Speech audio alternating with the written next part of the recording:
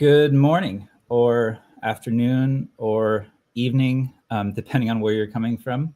Welcome to our Partners Unplugged.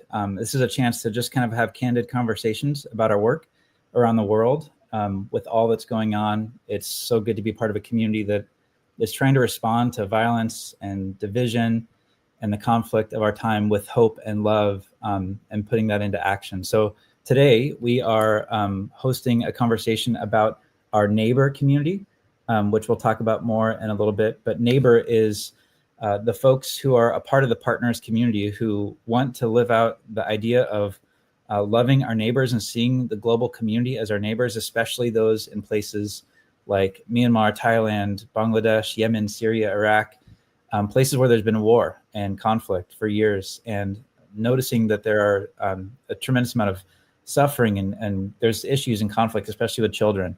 And so we want to see these folks as our neighbors. And so I'm joined with my friend Rachel. I'll just say who I am really quick, and then I'd love for you to introduce yourself. And then we got a lot to go over today. I think there's a lot of amazing stories and an invitation for us all. So my name is Chris Scott. I am coming from California today, and I am the Director of Strategic Engagement at Partners, and I've been a part of the Partners community for a while. Rachel, would you mind introducing yourself? Yeah, absolutely. So I'm Rachel Bursma. I've been with Partners for about 7 years. Right now I'm doing creative managing kind of stuff, really fun things, design, little narration here and there. I love being a part of this community. I couldn't even imagine. I was just thinking as you were talking, there's so many times where I think that as a younger person, I kind of shut off my feelings about what was going on in the world. I think because just being sensitive and kind of not being able to quite handle the emotions of seeing how hard things are in other countries. And I think being a part of this organization has really helped me feel like I can approach this, because I'm not coming from a place of helplessness. I'm coming from a place of being able to be a part of love and an answer to a lot of people who are really needing us. So I'm just glad to be here today. I'm glad to be a part of it, be a part of the conversation. Likewise. And yeah, thanks, Rachel. We'll get to hear more of your story in a little bit, but we do have a comment already from Greg, our dear friend in Canada. Thanks for joining us. Greetings to you, and thanks for being a part of the community. So as we get started, we'd like to share kind of a video that captures maybe an overview of our work, kind of the locations we work and the why behind it. So please enjoy this, and then we'll keep the conversation going. 473 million children are growing up in war zones. Nearly 1 in every 5 children. No matter where it's happening, it's kids that suffer because the adults are fighting. Homes lost, classrooms destroyed, futures suspended. The battlefield isn't theirs, yet they bear the brunt of the fallout. That's why we go. We go wherever war steals childhoods, joining hands with locals to provide food, water, shelter, medicine.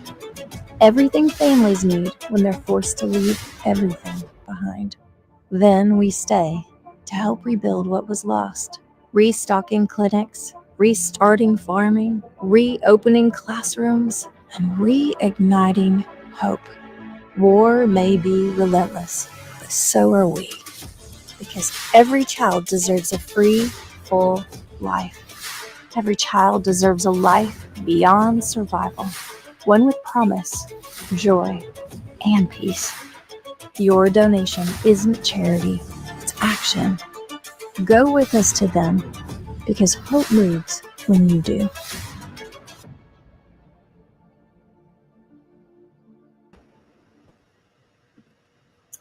You might recognize that voice. Rachel is in some ways the voice of Partners, at least in a lot of our videos. And so we'll get to hear more from you in just a sec.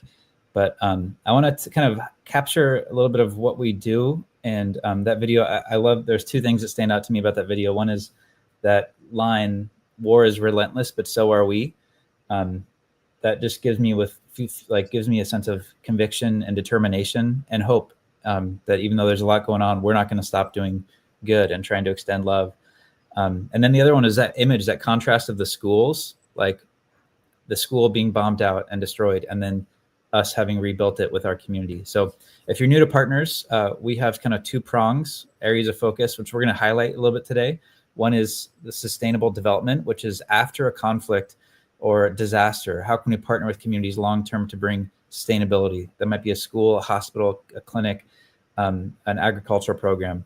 And then also emergency relief. In the midst of an acute crisis, how do we bring aid and food and medicine and shelter?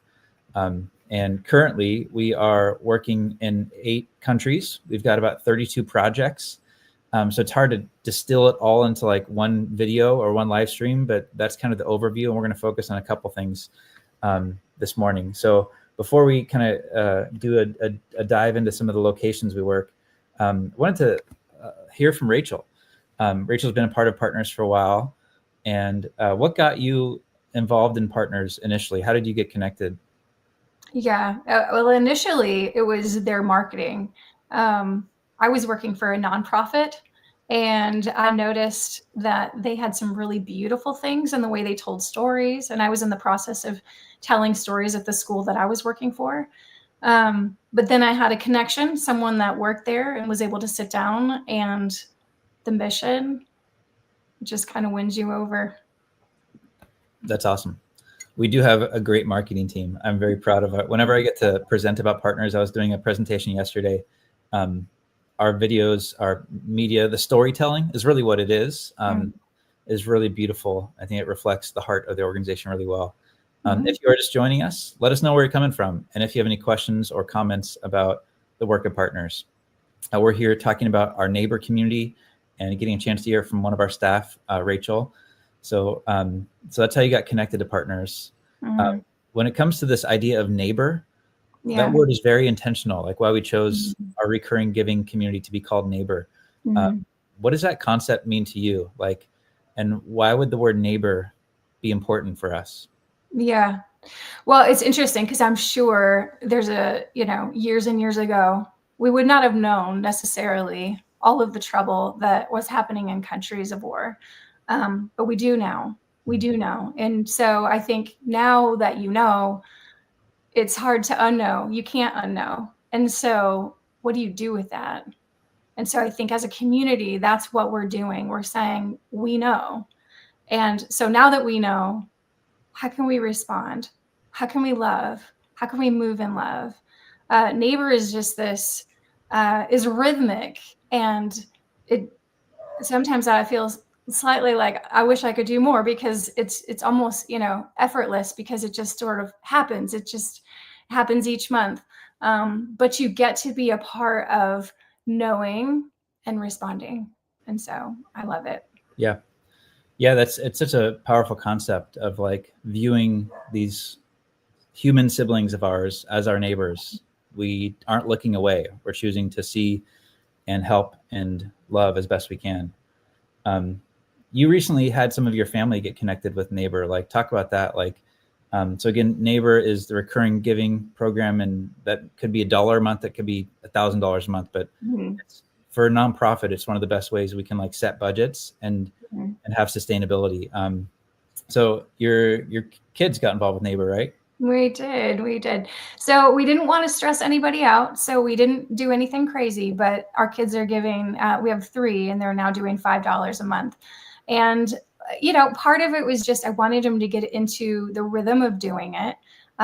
They are very aware of what mom does and kind of see the videos, and they see the things. And, often if there's a complaint about something, I'm the one that's like, but you don't understand because you're so blessed. You have all these things. And so they kind of, they know, but this is putting their love into action as well. And I even wanted, I know right now they're doing t-shirts and book and notebook bags. And so it was like, okay, even just to get something that says to love is to act on it. I'm a neighbor. Now they're wearing them around town. They're it's a part of conversation. They're using them for youth group. It's just, it's allowing for them to not only own it, but to also share it. So, yeah, it's really beautiful. I mean, I think about the emerging generations, Mhm. they're more connected to the world than even we were in our Yeah. time, and they know what's happening. And I think in our context, there's like a tendency or even a temptation to become numb to it or to be distracted. And what a cool thing you're doing for your family, giving your kids a sense of awareness of the world and a responsibility to our siblings and to each other, and that they see each other as neighbors, even in these places that we're working. Is there anything about partners that you're particularly proud of, like our work, and that you feel a sense of like pride with, like, I'm so glad to be part of this because of like this one thing or this thing that's special about our community? Yeah, I mean, there are a lot of things that I'm proud of, but I think the fact that there are conflicts and there are horrors that are taking place in certain countries that really are kind of beyond the reach of many organizations who are maybe much bigger, maybe much more well-funded. We are getting into the cracks. And I think when you get a chance to see some of that in action firsthand, you can't not be gripped by it, because they are the forgotten, they are the end of the road families. They are the ones that, even if a distribution happened, there's perhaps some that were left over that never made it to that distribution. And those are the families that we're able to reach. So I'm proud that we're trying our best to not leave anyone behind, no matter if you're living hidden in the jungle or hidden in a bunker. Like, those are our spaces. Yeah, well said. Well, so now we're going to take you to some of those places. First, a couple videos that highlight the relief efforts. Again, relief getting aid and support in moments of crisis or in the midst of conflict. And some of these videos haven't fully been shared yet. One is going to be later on. It's a tour from one of our development programs. But this first one comes from Gaza, where we have a small relief presence and have worked with partners to get food in, because all children are deserving of food. And one of the taglines we use is children shouldn't suffer because the adults are fighting. And so that's compelled us to move and to act. So this video is new, and it has a different narrator this time. But A better one, I think. A better no one. way. Your voice is, you're perfect. So yeah, let's check this out.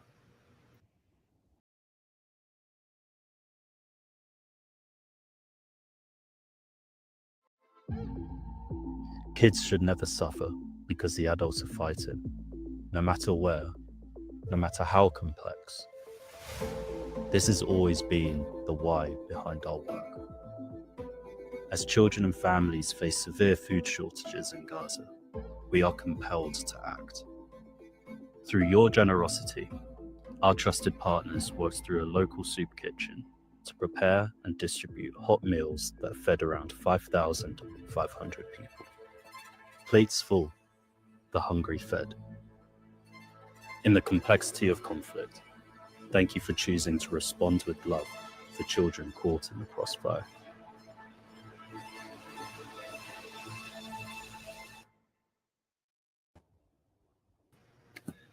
In the complexity of conflict, responding with love.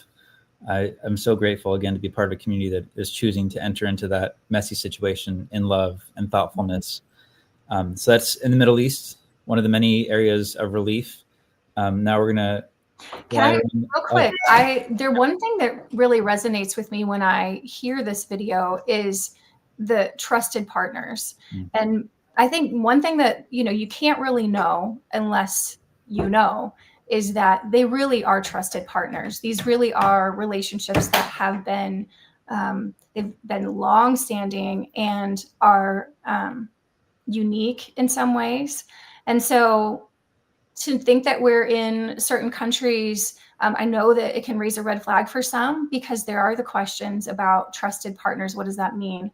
But I think that's one thing I've been very impressed with over my years here, is when you can hear the stories and you can know the connections and you can know how deep they go. It really does bring a level of integrity and a level of trust that I appreciate. Yeah, me too.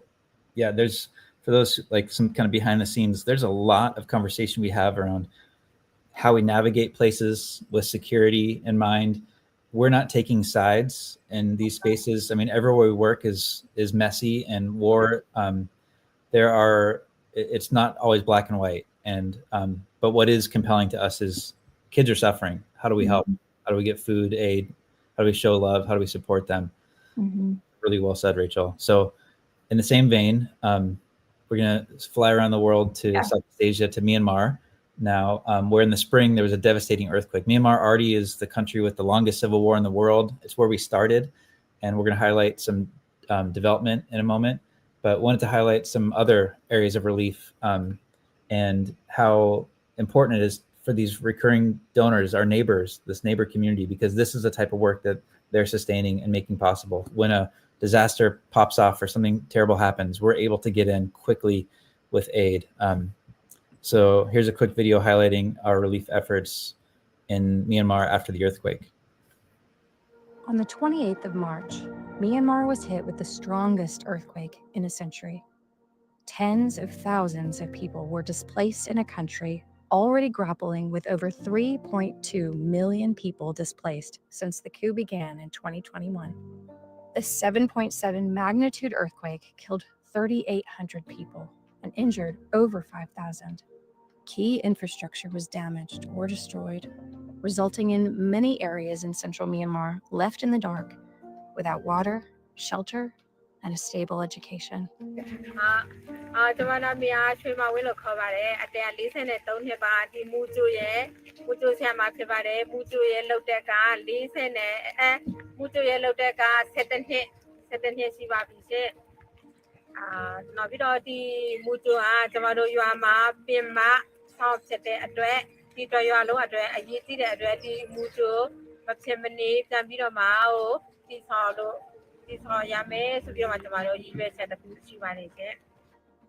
This kindergarten is fueled by the passion of Shui Mawin and her neighbors.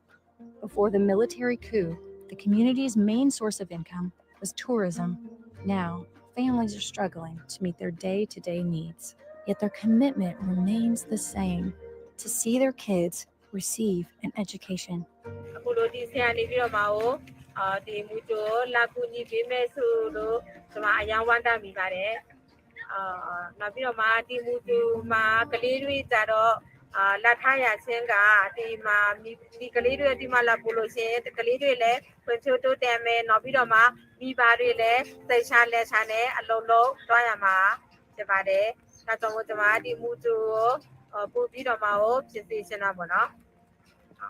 It is more than just a school. It is the beating heart of the community. Children can learn and parents can provide. We are building for peace, where the future can provide and protect. Stay with us as we stay for them.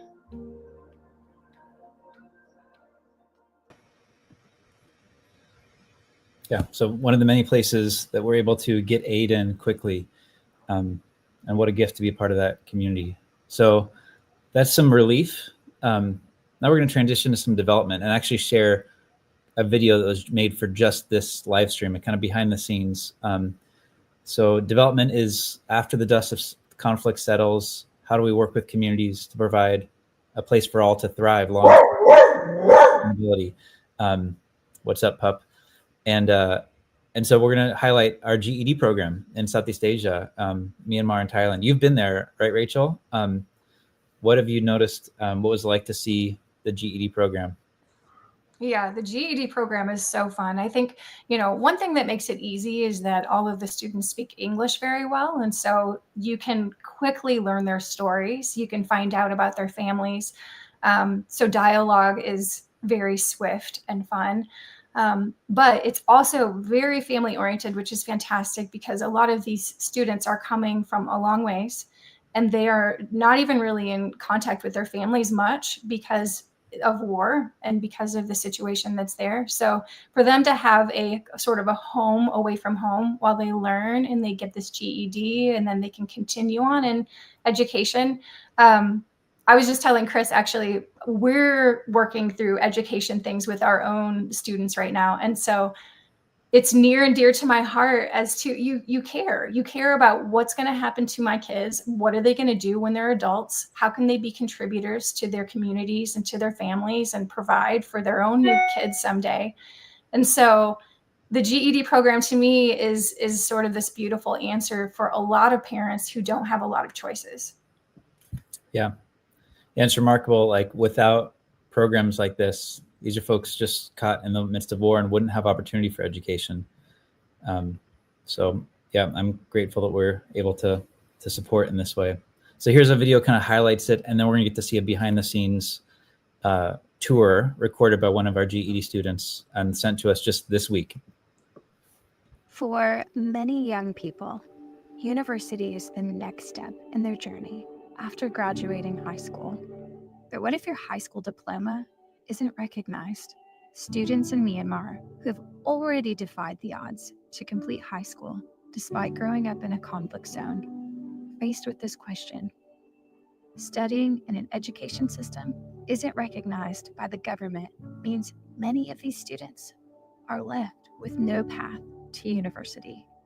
We're getting behind brave education initiatives that will enable kids growing up in conflict zones to receive the full education they deserve. Right from early school through to college level, because when a child is educated, they become unstoppable.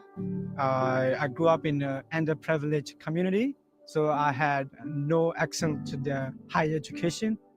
For students like Poppy, providing them access to a course designed to prepare them for the internationally recognized GED exam opens up the door to higher education and completing their educational journey.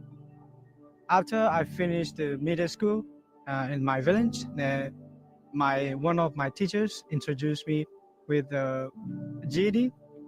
I hope that GED could help me a lot, and I would pursue my higher education to, at a international university. Yeah. Your gift will give students like Poppy a holistic education that fully equips them to undertake the GED exam while also teaching them useful skills in agricultural activities that benefit them and uplift their communities back home.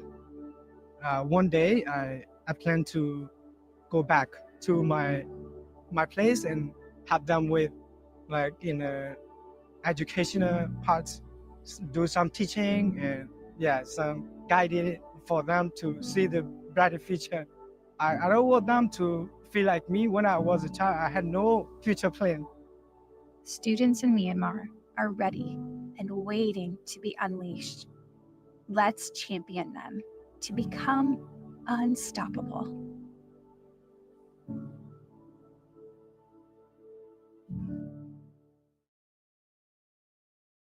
Hi, my name is Maggie Kaito. I came from district mostly in Myanmar. Currently, I'm studying a KGD program, and I joined this program because I believe education, and I hope that it will be helpful for me to reach my goal. And today, I will be a tour guide for you to show around our school campus and also student life in KGD. So let's start our journey. In our KGD program, we have two classrooms. We divided into class A and class B. And now I will go to the class B first.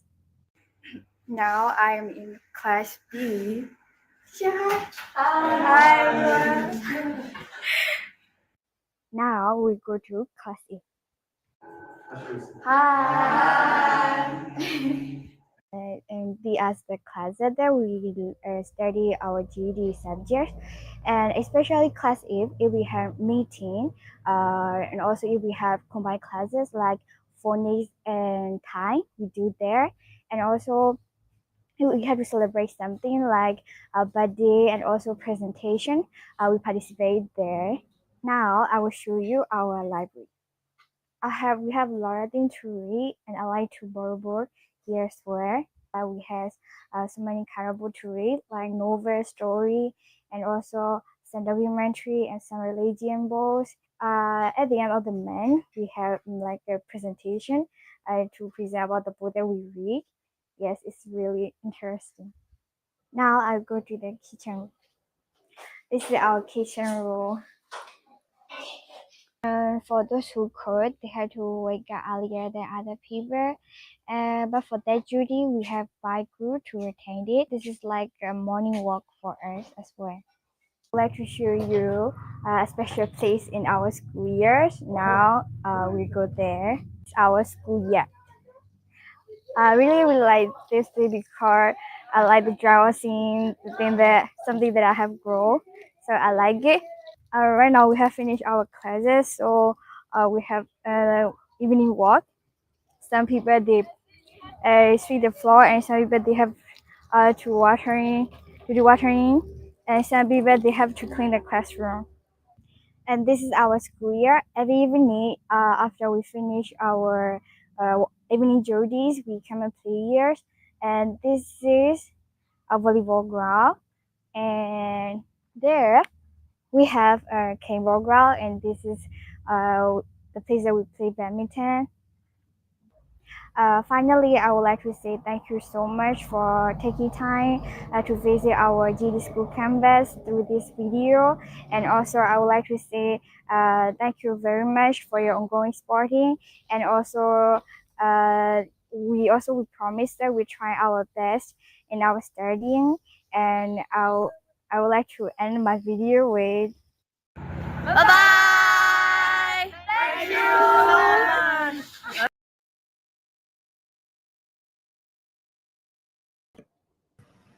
That's awesome. So one of the many things that this community gets to participate in, bringing hope and a future to folks who wouldn't have it otherwise. And that's not an understatement. And our neighbor community is a big part of that. Those who have chosen to be able to participate through generosity monthly. And so this month, actually, we wanted to highlight that anybody who signs up this month, it's matched the first donation. So we're trying to get about 30 new recurring donors. So here's just a window of what that can do. Even $10 a month can provide a migrant with education and personal development skills through the Seed Center. Yeah, your family's engaged in a monthly, yeah. And if you have capacity, the impact you can make, like even $450 a month, can fund a clinic monthly, including the medicine and the staff salaries. And so as of like an hour ago, we have 17 new neighbors this month, which is awesome. We do. And we still have a few more days. If you're watching this and you're able to, we'd love for you to consider becoming a part of this neighbor community where you are choosing to not look away from the conflicts, the wars, disaster areas, and choosing to see these kids as your neighbors, as if they were playing on your street, and helping them as best we can. So thank you for being a part of this. Rachel, anything you want to add before we kind of land the plane? Yeah, I'm proud. I'm proud to be a part of the community, and I'm just hopeful that more people are going to get a chance to join us. Yeah, agreed. So one last thank you. We'll end with this thank you video. And if you're watching now or later, if you have questions about our work or want to get engaged or have a contact that it'd be great for us to be introduced to, Partners is very grassroots and relationally kind of fueled. So this is a community doing it together, responding to the conflicts, the war of the world in love, putting love into action together. So thanks for watching, and we'll see you at the next Partners Unplugged. Very good.